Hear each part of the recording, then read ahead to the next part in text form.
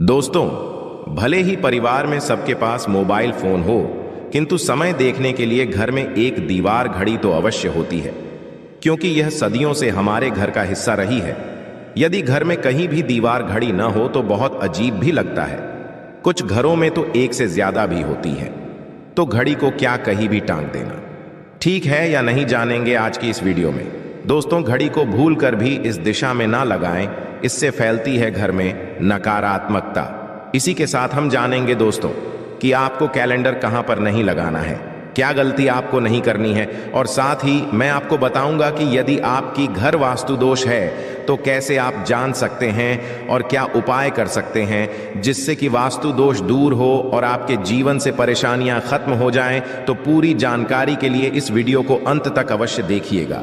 दोस्तों, हम सभी के घर में घड़ी का प्रयोग किया जाता है। घड़ी जो बीते समय और आने वाले समय के बारे में हमें सूचित करती है। यदि हमारे जीवन पर सबसे ज्यादा किसी का प्रभाव पड़ता है तो वह है समय। हर किसी का समय एक जैसा नहीं होता।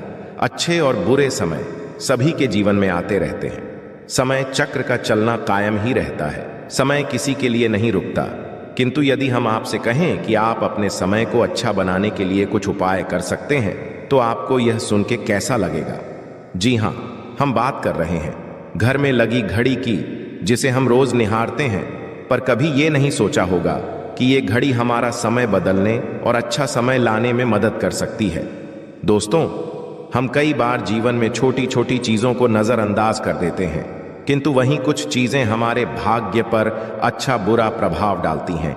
इसी तरह घर में और भी कुछ चीजें हैं जो आपके वास्तु दोष का कारण बनती हैं और आपकी परेशानी की वजह बनती है। तो आइए पहले जान लें, क्या आपको अपने घर में वास्तु दोष के बारे में कैसे पता लगता है और किस तरह से आप आसानी से इसे ठीक कर सकते हैं। दोस्तों, वास्तु शास्त्र के अनुसार किसी भी घर में वास्तु दोष होने से सुख, शांति और पारिवारिक उन्नति में बाधा पैदा होती है, के कारण पनपने वाली नेगेटिव ऊर्जा से व्यक्ति के भाग्य पर बुरा प्रभाव पड़ता है। साथ ही घर के लोगों को कई प्रकार की परेशानियों का सामना करना पड़ता है। दोस्तों, शास्त्रों के अनुसार यदि हम ये छोटे मोटे उपाय कर लें तो अपने घर में नेगेटिव एनर्जी से छुटकारा पा सकते हैं। आइए जानते हैं, किंतु उससे पहले दोस्तों आपसे रिक्वेस्ट है कि वीडियो को लाइक करें, अपने दोस्तों के साथ शेयर करें, और यदि आपने अभी तक चैनल को सब्सक्राइब नहीं किया तो सब्सक्राइब करके बेल आइकॉन अवश्य प्रेस कर लें।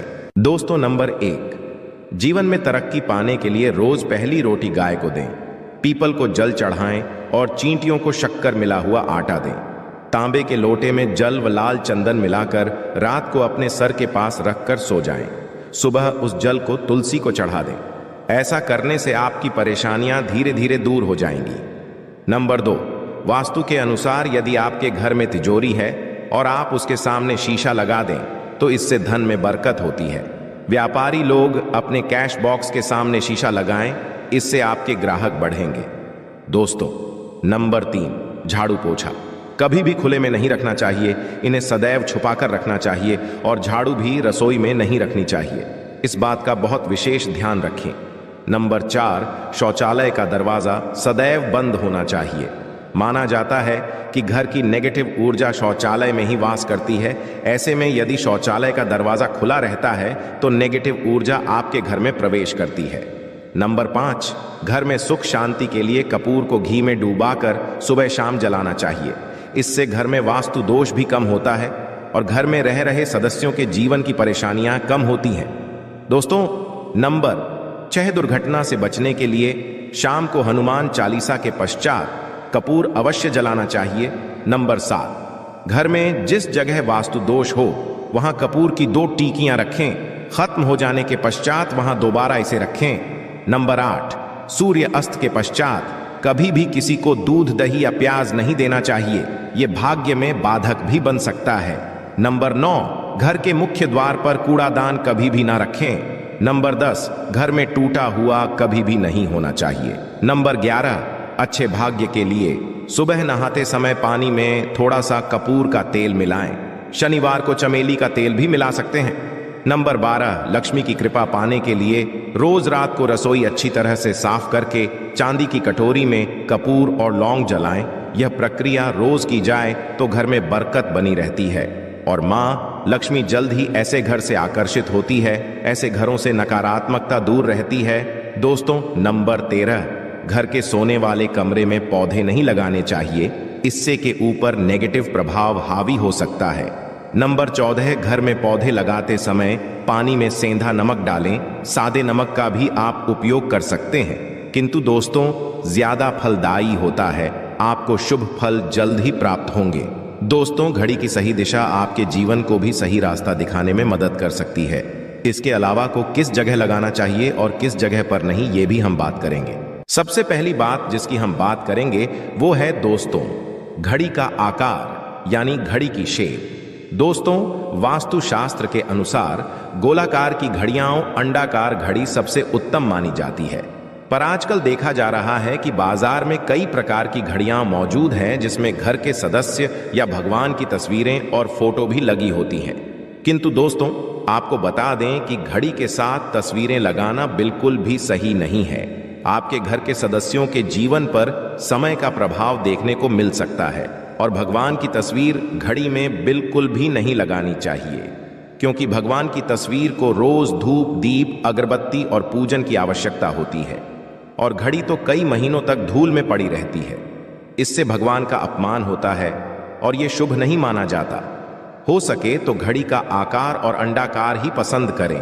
घड़ी का या अंडाकार होना हमारी पृथ्वी के आकार को दर्शाता है, जो को और घड़ी में नुकीले कोने होते हैं और वास्तु के अनुसार नुकीली चीजें नेगेटिव ऊर्जा का संचार करती है।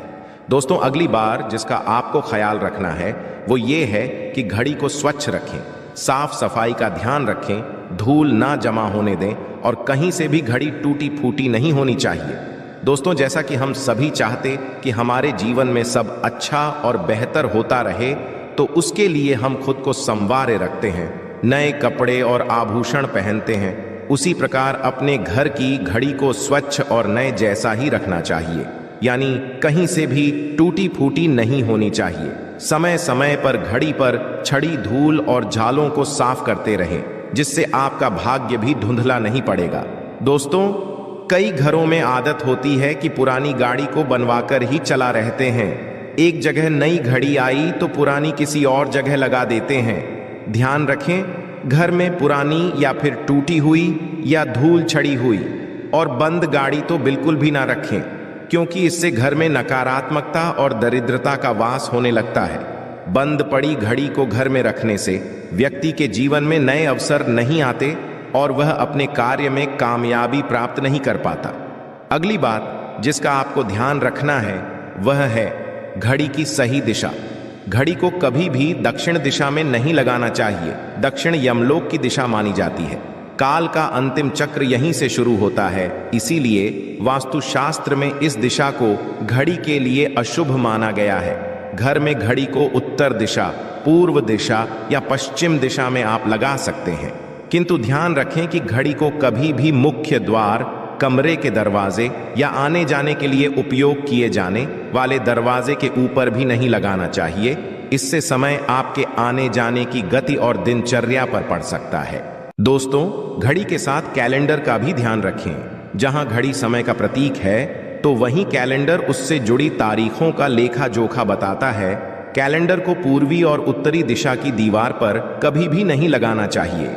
ये इससे वास्तु दोष उत्पन्न होता है और कृपया करके अपने घरों में नए कैलेंडर के साथ पुराना कैलेंडर कभी भी ना लगाएं। दोस्त और कैलेंडर दोनों ही आने वाले समय के सूचक है, जो हमें आगे बढ़ने की प्रेरणा देते हैं। उन्हें समय के अनुसार ही लगाना चाहिए। इस बात का सदैव ध्यान रखें कि घड़ी का समय सदैव सही होना चाहिए। बहुत से लोगों की आदत होती है घड़ी का समय आगे या पीछे रखते हैं, तो ये गलती आप ना करें। समय सदैव सही रखें, इससे आपको कभी भी समय का काल चक्र और दुष्ट परिणाम प्राप्त नहीं होता। ये छोटा सा आप करके देखिए दोस्तों। छोटी छोटी बातें हैं जिनका आपको ध्यान रखना है। दोस्तों, रखी हुई घड़ी और पुराना कैलेंडर आपके भाग्य को भी रुकावटों से भर देता है। इसीलिए वक्त के साथ आगे बढ़ते रहने के लिए घड़ी और कैलेंडर को बदलते रहिए और कैलेंडर को कभी भी अपने सोने के कमरे में ना लगाएं। ना ही इसे कभी मुख्य द्वार पर टांगे, ये शुभ नहीं माना जाता। पुरानी घड़ी किसी दान में देना शुभ माना जाता